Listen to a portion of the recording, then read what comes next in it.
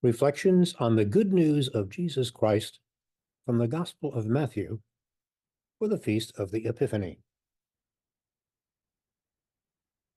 When Jesus was born in Bethlehem of Judea in the days of King Herod, Magi from the east arrived in Jerusalem, saying, "Where is the newborn King of the Jews? We saw his star at its rising and have come to do him homage." When King Herod heard this, he was greatly troubled, and all Jerusalem with him. Assembling all the chief priests and the scribes of the people, he inquired of them where the Christ was to be born. They said to him, "In Bethlehem of Judea. For thus it has been written through the prophet, and you, Bethlehem, land of Judah, are by no means least among the rulers of Judah, since from you shall come a ruler who is to shepherd my people Israel." Then Herod called the Magi secretly and ascertained from them the time of the star's appearance. He sent them to Bethlehem and said, "Go and search diligently for the child. When you have found him, bring me word, that I too may go and do him homage." After their audience with the king, they set out. And the star that they had seen at its rising preceded them until it came and stopped over the place where the child was. They were overjoyed at seeing the star, and on entering the house, they saw the child with Mary, his mother. They prostrated themselves and did him homage. Then they opened their treasures and offered him gifts of gold, frankincense, and myrrh. And having been warned in a dream not to return to Herod, they departed for their country by another way. The good news of the Lord.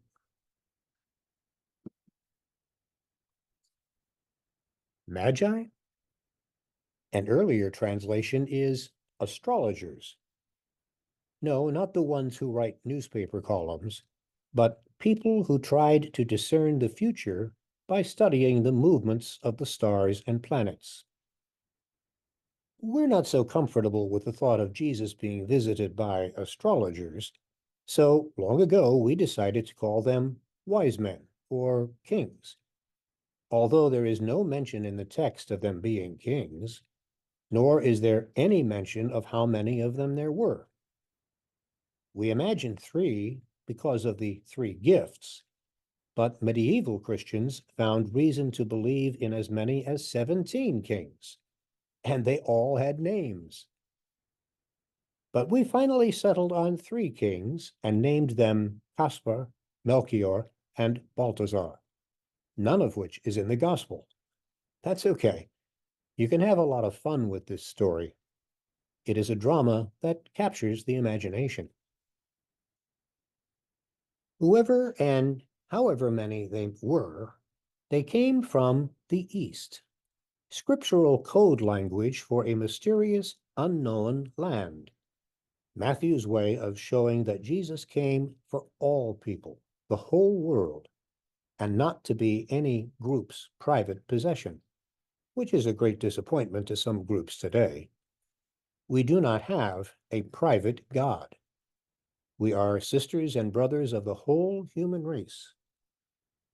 So when you reflect on this story, remember that you are in union with people of every race and color and nationality and ethnicity around the world, all of whom are God's children. Religion is not a private audience with Jesus. That a star rose to signal the birth of the King of the Jews would not have seemed strange to the people of that time. It was widely accepted that signs in the heavens marked the births and deaths of great people.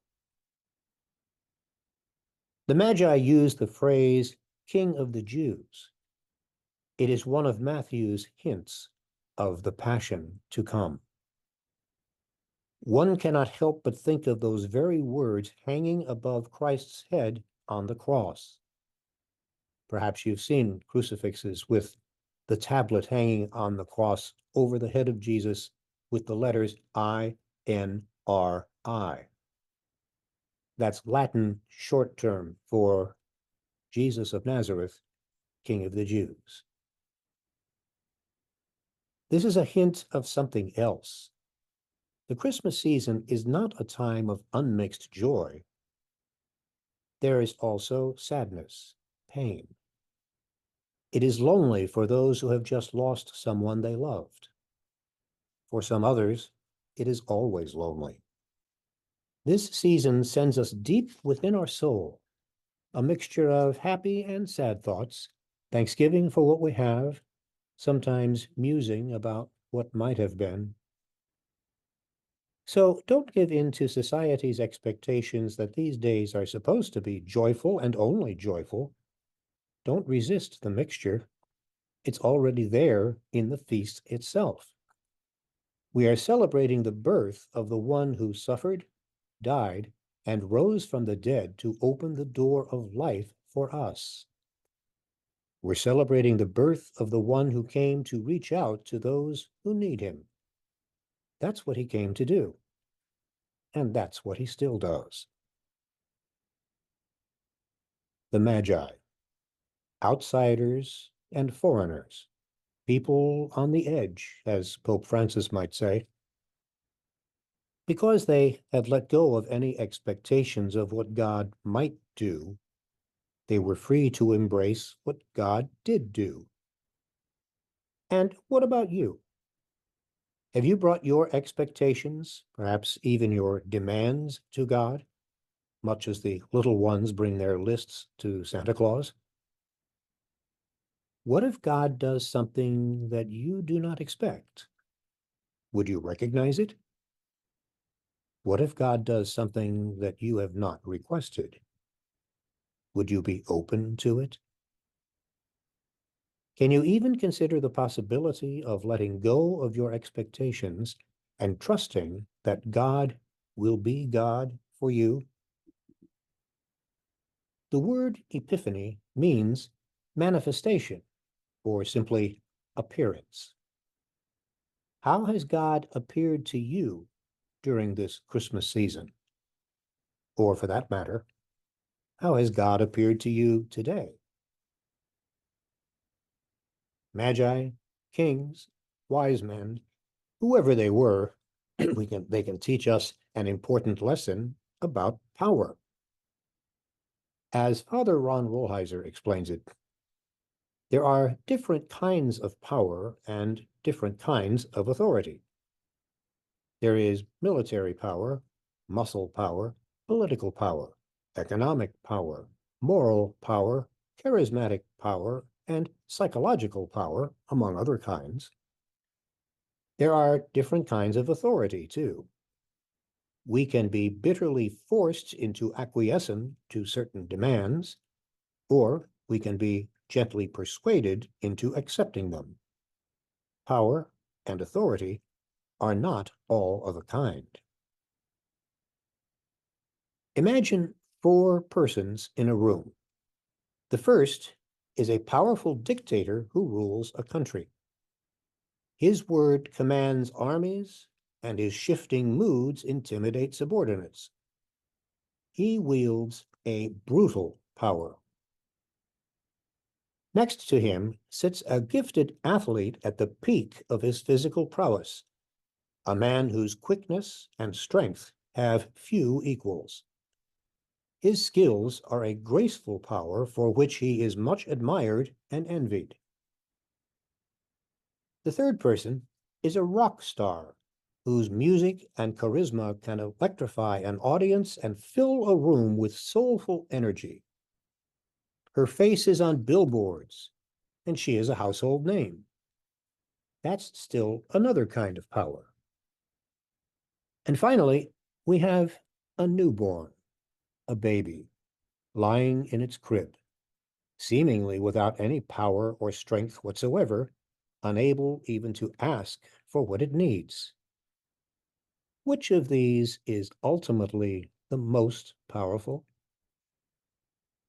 The irony is that the the baby ultimately wields the greatest power. Oh, yes, the athlete could crush it, the dictator could kill it, and the rock star could outglow it in sheer dynamism.